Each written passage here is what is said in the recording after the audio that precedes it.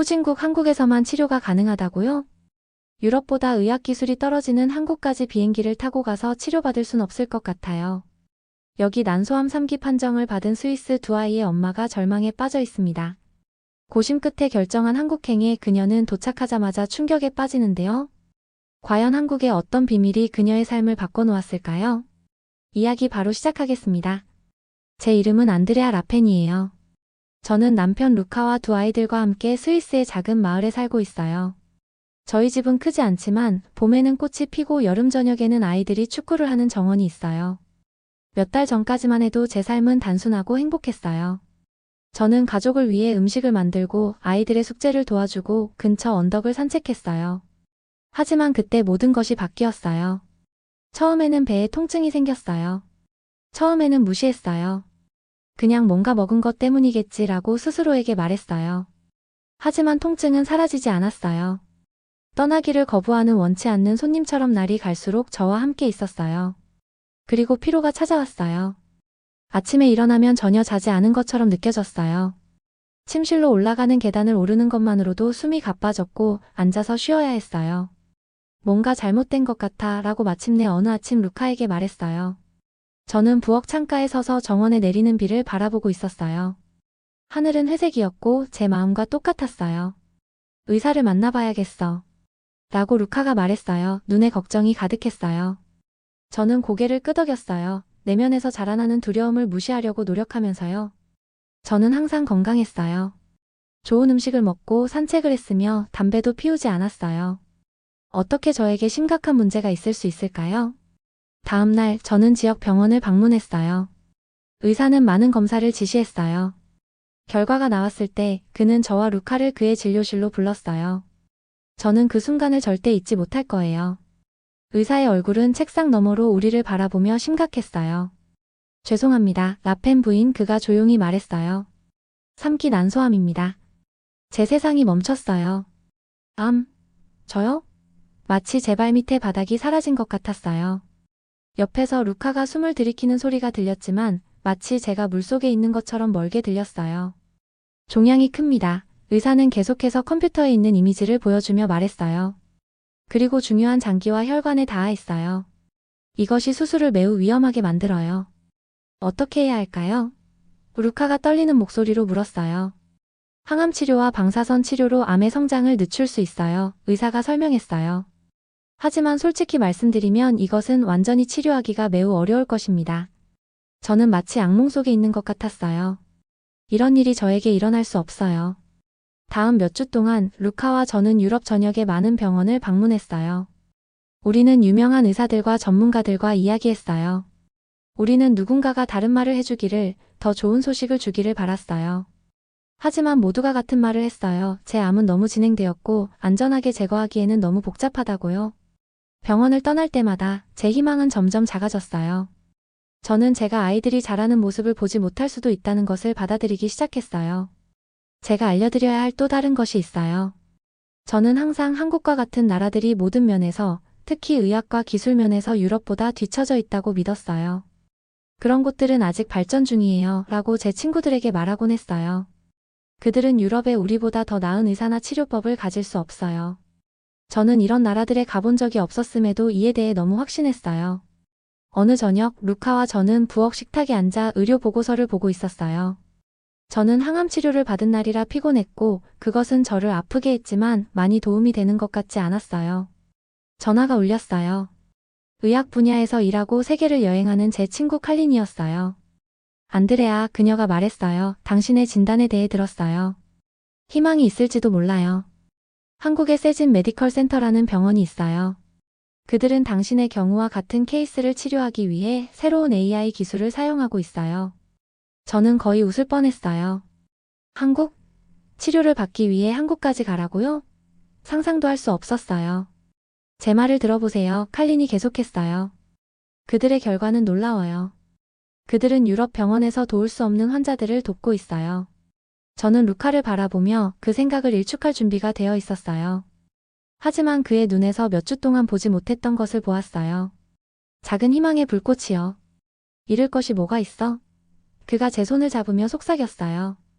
그리고 그 순간 절망적이고 두려운 상태에서 저는 이 예상치 못한 가능성을 고려하기로 결정했어요. 비록 그것이 효과가 있으리라고 믿지 않았지만요. 저는 한국에 가게 될 거라고 생각해 본 적이 없었어요.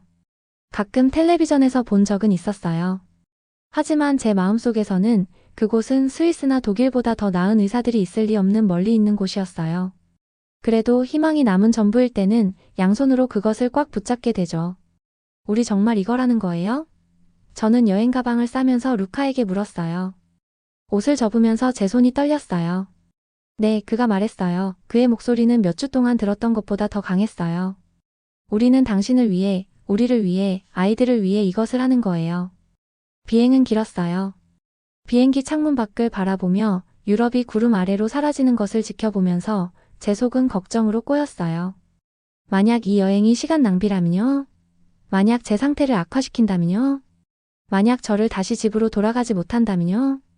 마침내 우리 비행기가 서울 상공을 선회했을 때 저는 얼굴을 창문에 바짝 댔어요. 아래 도시는 제가 볼 수 있는 것보다 더 멀리 뻗어 있는 빛의 바다였어요. 그것은 제가 상상했던 것과 전혀 달랐어요. 이곳은 엄청 커요. 저는 루카에게 속삭였어요. 공항은 깨끗하고 현대적이었어요. 여러 언어로 된 표지판과 빠르게 움직이는 보도가 있었어요. 사람들은 세련된 옷을 입고 휴대폰을 확인하며 서둘러 지나갔어요.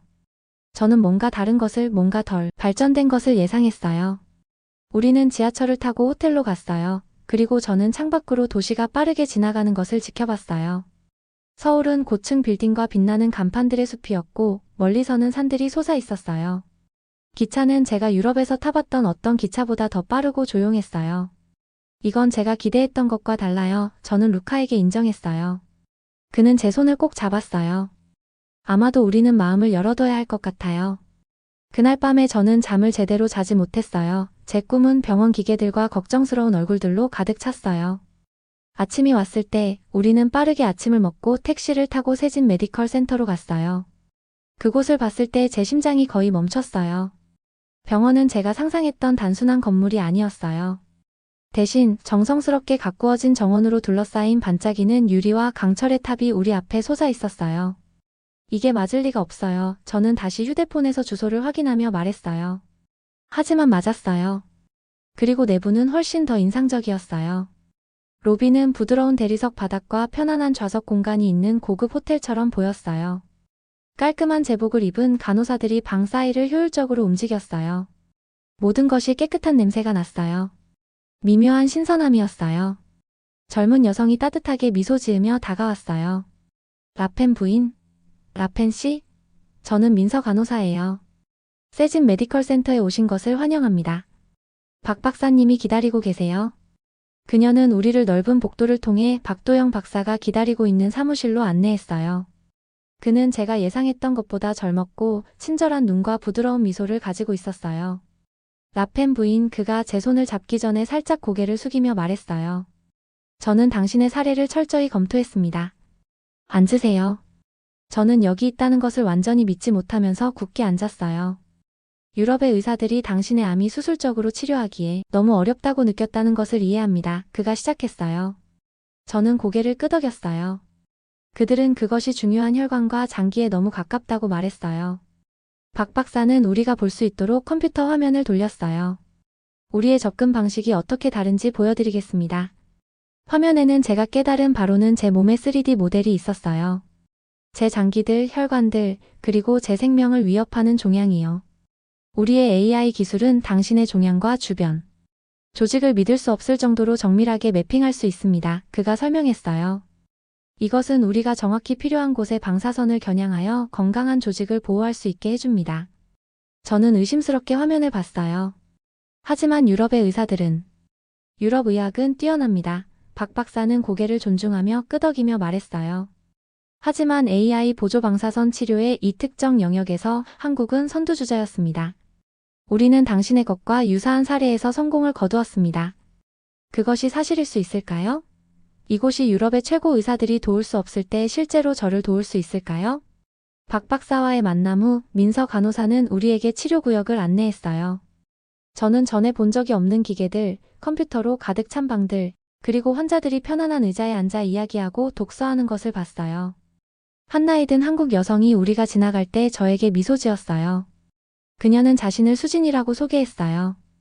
여기 처음 오셨군요. 그녀가 말했어요. 그것은 질문이 아니었어요. 저는 고개를 끄덕였어요. 저도 처음 왔을 때 무서웠어요. 그녀가 저에게 말했어요. 그녀의 영어는 느리지만 분명했어요. 하지만 이곳에서는 당신을 사랑으로 친절하게 대해줍니다. 나중에 정은이라는 또 다른 간호사가 저에게 제가 치료를 받을 방을 보여줬어요. 기계는 크고 위압적이었지만 그녀는 각 부분을 인내심을 가지고 설명했어요. 아플까요? 저는 박 박사에게 물어보기 두려웠던 질문을 했어요. 아니요, 그녀가 부드럽게 말했어요. 치료 중에는 아무것도 느끼지 않을 거예요. 일부 환자들은 나중에 피곤함을 느끼지만 부작용은 보통 항암 치료보다 훨씬 더 가볍습니다. 그날 밤 호텔 방에서 저는 제가 본 모든 것에 압도되어 침대 가장자리에 앉았어요. 어떻게 생각해요? 루카가 제 옆에 앉으며 물었어요. 어떻게 생각해야 할지 모르겠어요. 저는 인정했어요. 여기 모든 것이 제가 예상했던 것과 너무 달라요. 병원은 제가 유럽에서 본 어떤 것보다 더 발전된 것처럼 보여요. 그럼 치료를 시도해 볼 거예요? 저는 깊은 숨을 들이쉬었어요. 사실은 저에게 많은 선택이 남아있지 않았어요. 암은 제가 마음을 정하기를 기다리지 않고 있었어요. 그것은 매일 제 안에서 자라고 있었어요. 네, 저는 마침내 말했어요. 시도해 볼게요. 하지만 저는 여전히 무서워요, 루카. 그는 팔을 제 주위에 둘렀어요. 알아요. 하지만 당신의 진단 이후 처음으로 저는 이 상황을 헤쳐나갈 방법이 있을지도 모른다고 느껴요. 박 박사의 눈을 봤어요? 거기에는 동정이 아니라 자신감이 있었어요. 저는 고개를 끄덕이며 머리를 그의 어깨에 기대게 했어요. 내일 저는 이 이상한 곳에서 방금 만난 의사들과 이해하지 못하는 기술을 사용하여 치료를 시작할 거예요. 저는 겁에 질려 있었어요. 하지만 두려움 아래에는 제가 몇 달 동안 느끼지 못했던 무언가가 있었어요. 희망이요. 제 첫 치료일은 일출과 함께 찾아왔어요. 저는 전날 밤에 거의 잠을 이루지 못했어요. 제 마음은 계속해서 질문과 의심으로 가득 찼어요. 만약 이것이 효과가 없다면요? 만약 제가 아무것도 아닌 것을 위해 이 모든 길을 온 거라면요? 루카와 저는 일찍 세진 메디컬 센터에 도착했어요. 아침 햇살이 유리 건물을 다이아몬드처럼 빛나게 했어요. 안에서는 민서 간호사가 따뜻한 미소로 우리를 기다리고 있었어요. 안녕하세요, 라펜 부인. 준비되셨나요? 저는 준비가 되지 않았어요. 저는 무서웠어요. 하지만 저는 그래도 고개를 끄덕였어요. 그들은 저를 병원 가운을 입는 탈의실로 데려갔어요. 제 손은 너무 떨려서 가운을 거의 묶을 수 없었어요. 그런 다음 민서 간호사는 저를 어제 봤던 치료실로 안내했어요. 기계는 아침 햇살 속에서 더욱 크고 무서워 보였어요. 여기 누워주세요. 그녀가 기계 아래의 좁은 테이블을 가리키며 말했어요. 저는 누웠어요. 제 심장은 너무 세게 뛰어서 모든 사람이 들을 수 있을 것 같았어요. 테이블은 제 등에 차갑게 닿았어요. 위에서는 거대한 기계가 거대한 금속 생물처럼 다가왔어요.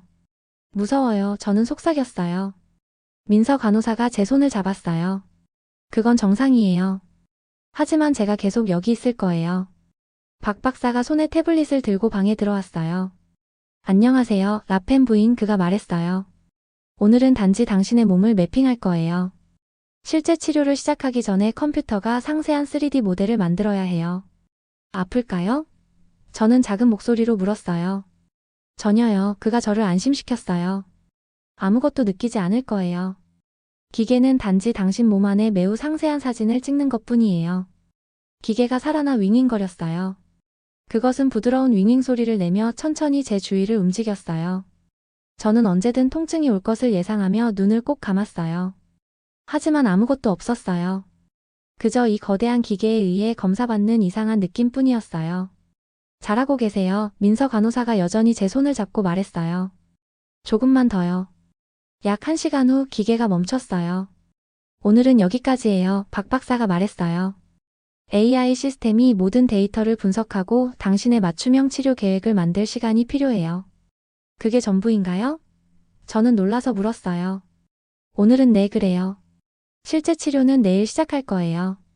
민서 간호사가 저를 앉도록 도와줄 때 저는 뭔가를 깨달았어요. 저는 통증이 없었어요. 유럽에서 저를 아프고 약하게 만들었던 몇 달간의 검사와 치료 후에 이것은 쉬웠어요. 다음날 실제 치료가 시작됐어요. 이번에는 그렇게 두렵지 않았어요.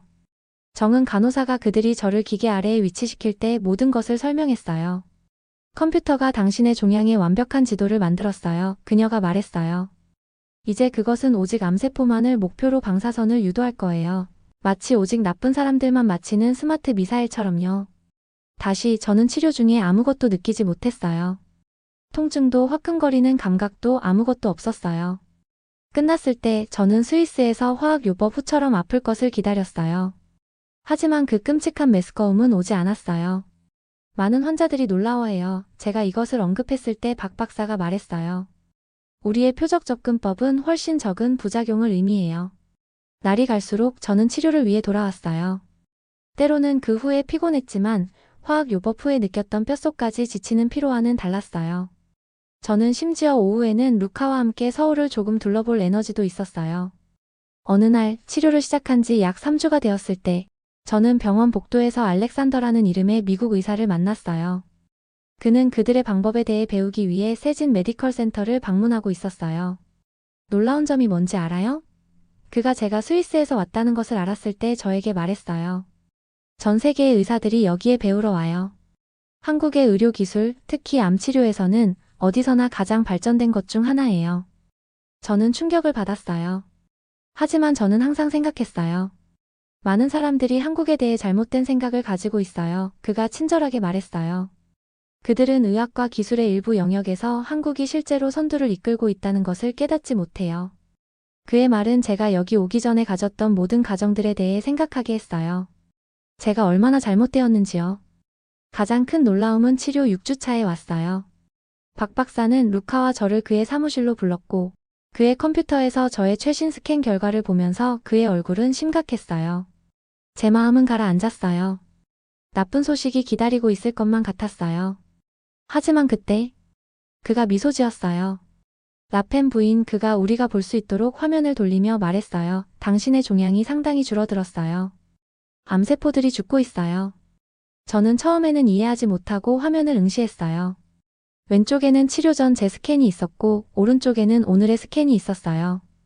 덩어리는 절반 이하의 크기였어요. 효과가 있는 거예요? 저는 거의 믿지 못하며 속삭였어요. 매우 잘 효과가 있어요. 박 박사가 확인했어요. 우리가 바랐던 것보다 더 좋아요. 눈물이 제 눈에 고였어요. 제 진단 이후 처음으로 저는 거의 잊어버렸던 무언가를 느꼈어요. 진정한 희망이요. 거짓 희망이 아니라 실제 결과에 기반한 정직하고 진정한 희망이었어요. 그날 밤 호텔 방으로 돌아와 저는 루카의 팔 안에서 울었어요. 하지만 이것은 이전처럼 두려움이나 고통의 눈물이 아니었어요. 이것은 안도, 감사, 기쁨의 눈물이었어요. 저는 너무 잘못 생각했어요. 저는 속삭였어요. 모든 것에 대해 너무 잘못 생각했어요. 루카는 저를 꽉 안았고 그의 눈물도 제 머리카락에 떨어졌어요. 이제 그건 중요하지 않아. 그가 말했어요. 중요한 것은 당신이 더 나아지고 있다는 거야. 그리고 저는 그랬어요. 날이 갈수록 저는 제 몸에 힘이 돌아오는 것을 느낄 수 있었어요. 몇 달 동안 제 변함없는 동반자였던 통증이 사라지기 시작했어요. 저는 아마도, 그저 아마도 결국 제 아이들이 자라는 것을 볼 수 있을 것이라고 믿기 시작했어요. 시간이 지날수록 저는 매일 더 강해지는 것을 느꼈어요. 오랫동안 저와 함께했던 끊임없는 통증은 사라지게 되었어요. 저는 피로감 없이 더 멀리 걸을 수 있었어요. 아프지 않고 먹을 수 있었어요. 심지어 숨을 고르기 위해 멈추지 않고도 계단을 오를 수 있었어요. 매일 아침 저는 호텔 방 창가에 서서 서울이 깨어나는 것을 지켜봤어요. 이 도시는 제가 사는 스위스의 작은 마을과 너무 달랐어요. 높은 건물들이 하늘을 향해 솟아 있었어요. 사람들은 아래 거리를 서둘러 지나갔어요. 때로는 아이들이 있는 가족을 발견하면 제 마음은 집에서 기다리고 있는 제 아이들이 그리워졌어요. 하지만 이제 그 아픔은 달랐어요. 다시는 그들을 볼 수 없을지도 모른다는 슬픈 고통이 아니라 곧 그들을 볼 수 있다는 것을 아는 달콤한 고통이었어요. 한국에 도착한 지 10주 후 박 박사는 저의 마지막 상담을 위해 우리를 그의 사무실로 불렀어요. 방은 아침 햇살로 밝았어요. 라펜 부인 그가 우리가 볼 수 있도록 컴퓨터 화면을 돌리며 말했어요. 이것들이 당신의 최신 스캔 결과예요. 화면에는 두 이미지가 나란히 있었어요. 왼쪽에는 제가 처음 도착했을 때의 스캔, 오른쪽에는 오늘의 스캔이었어요. 덩어리는 거의 없었고 그것이 있었던 자리에는 작은 그림자만 남아 있었어요. 종양이 원래 크기의 10% 미만으로 줄었어요. 박 박사가 설명했어요. 정기적인 검진과 약간의 약물로 저는 당신이 정상적인 생활로 돌아갈 수 있다고 믿어요. 저는 말을 할 수 없었어요. 제 목구멍은 감정으로 꽉 막힌 것 같았어요. 제가 괜찮아질 거라는 말씀이신가요? 저는 마침내 물을 수 있었어요. 박 박사는 부드럽게 미소 지었어요. 암에 대해서는 우리가 절대 확신할 수 없어요. 당신은 정기적으로 모니터링을 받아야 할 거예요. 하지만 네, 저는 당신이 긴, 건강한 삶을 살 가능성이 매우 높다고 믿어요. 옆에 있던 루카는 웃음과 흐느낌이 반반인 소리를 냈어요. 그는 제 손을 꽉 잡아 거의 아플 정도였어요. 하지만 저는 신경 쓰지 않았어요. 우리는 둘 다 같은 것을 느끼고 있었어요. 어떻게 감사를 표할 수 있을까요? 루카가 물었어요. 박 박사는 고개를 흔들었어요. 당신이 회복하는 모습을 보는 것이 우리가 필요로 하는 모든 감사예요. 집으로 돌아가기로 예정된 전날, 민서 간호사와 정은 간호사가 작별 파티로 저를 놀라게 했어요. 그들은 병원의 회의실 중 하나를 색색의 종이 꽃과 풍선으로 장식했어요. 한국어와 영어로 안전한 여정이라고 쓰여진 케이크도 있었어요. 저희가 당신을 위해 뭔가 준비했어요. 민서 간호사가 말하며 저에게 작은 사진첩을 건네주었어요. 안에는 제 치료 과정 전반에 걸쳐 그들이 찍은 사진들이 있었어요. 첫날 창백하고 두려워 보이는 제 모습, 박 박사와 간호사들과 함께 있는 저 병원 정원에 있는 저와 루카, 그리고 마지막으로 치료 마지막 날 미소 짓고 있는 제 모습이요. 당신이 여기서의 여정을 절대 잊지 않도록 하려고요. 정은 간호사가 말했어요. 저는 눈물이 얼굴을 타고 흐르며 그들 둘을 안았어요. 어떻게 잊을 수 있겠어요? 여러분은 저에게 제 삶을 돌려주셨어요. 서울에서의 마지막 아침, 우리가 호텔에서 체크아웃을 하고 있을 때 저는 로비에 모인 의사그룹을 보았어요. 그들은 다양한 국가에서 왔어요. 그들이 이야기하는 억양으로 알 수 있었어요. 몇몇은 저처럼 유럽 사람들이었어요. 궁금해서 저는 들으려고 가까이 다가갔어요. 그들은 세진 메디컬 센터에서 열리는 AI 암 치료에 관한 의학 회의에 대해 논의하고 있었어요. 한국에서 개발된 이 기술은 이전에는 선택권이 없었던 전 세계 환자들에게 희망을 제공하고 있어요. 프랑스 억양을 가진 한 의사가 말하고 있었어요. 저는 혼자 미소 지었어요. 한때 저라면 그의 말을 의심했을 것이라고 생각하면서요. 제가 얼마나 잘못되었었는지요. 택시가 우리를 공항으로 데려갈 때 저는 서울 도시가 마지막으로 지나가는 것을 지켜봤어요. 반짝이는 건물들, 분주한 거리들, 멀리 있는 산들. 이제 모든 것이 저에게는 다르게 보였어요. 제가 한때 아무것도 모르고 무시했던 이 장소가 제 삶을 구한 곳이 되었어요. 우리가 정말 집으로 돌아가고 있다니 믿기 어려워요. 저는 루카에게 말했어요. 그는 저를 팔로 감쌌어요. 당신이 건강해진 채로요. 스위스로 돌아가는 긴 비행 동안 저는 간호사들이 준 사진첩을 살펴봤어요. 저는 제 여정이 저를 어떻게 변화시켰는지 생각했어요. 단지 제 몸뿐만 아니라 제 마음도요. 저는 한국이 유럽보다 덜 발전되었을 것이라고 생각하며 왔어요. 저는 한 번도 거기 가본 적이 없었는데도 너무 확신했어요. 이제 저는 더 잘 알게 되었어요. 저는 제가 얼마나 잘못되었는지 제 눈으로 보았어요. 우리 비행기가 마침내 스위스에 착륙했을 때 제 심장은 흥분으로 빠르게 뛰었어요. 제 여동생과 함께 지내고 있던 제 아이들이 공항에서 기다리고 있었어요. 그들이 저를 보았을 때 그들은 엄마, 엄마 라고 외치며 저를 향해 달려왔어요. 저는 무릎을 꿇고 팔을 크게 벌렸어요. 그들이 저에게 부딪혀 올 때 그들을 붙잡으며요. 저는 그들을 꽉 안았어요. 그들의 익숙한 냄새를 들이마시며 제 몸에 닿은 그들의 작은 몸을 느꼈어요. 이 순간을 저는 거의 영원히 빼앗길 뻔했어요. 한국에서 선물 가져왔어요? 제 딸이 물었고 저는 눈물을 흘리며 웃게 되었어요. 응, 저는 말했어요. 하지만 가장 좋은 선물은 내가 다시 건강해진 거예요. 이어진 몇 주 동안 우리 마을의 많은 사람들이 제 기적적인 회복에 대해 물었어요. 제가 이야기를 할 때마다 저는 한국과 그곳의 의료 능력에 대해 제가 얼마나 잘못 생각했는지 설명하려고 했어요. 저는 거의 제 편견 때문에 제 삶의 기회를 빼앗을 뻔했어요. 저는 말하곤 했어요. 저는 절망이 저로 하여금 마지막 선택지를 시도하게 만들었다는 것이 행운이었어요. 집으로 돌아온 지 6개월 후 저는 박 박사로부터 이메일을 받았어요. 스위스의 병원에서 보낸 제 최신 검사 결과와 함께요. 암은 돌아올 징후가 없었어요. 그날 저녁 저는 우리 정원에 서서 아이들이 노는 것을 지켜봤어요. 해가 지고 있었고 하늘을 분홍색과 금색 음영으로 물들이고 있었어요. 1년 전 저는 다시는 일몰을 볼 수 없을까 봐 두려워했어요. 이제 각각은 선물이었어요. 저는 제 여정에서 많은 것을 배웠어요. 저는 잘 알지 못하는 장소나 사람들에 대해 절대 판단해서는 안 된다는 것을 배웠어요. 저는 때로는 어떤 도움이 당신이 가장 예상치 못한 곳에서 온다는 것을 배웠어요. 하지만 가장 중요한 것은 저는 제게 돌아온 이 소중한 삶의 모든 순간이 소중하다 것을 배웠어요.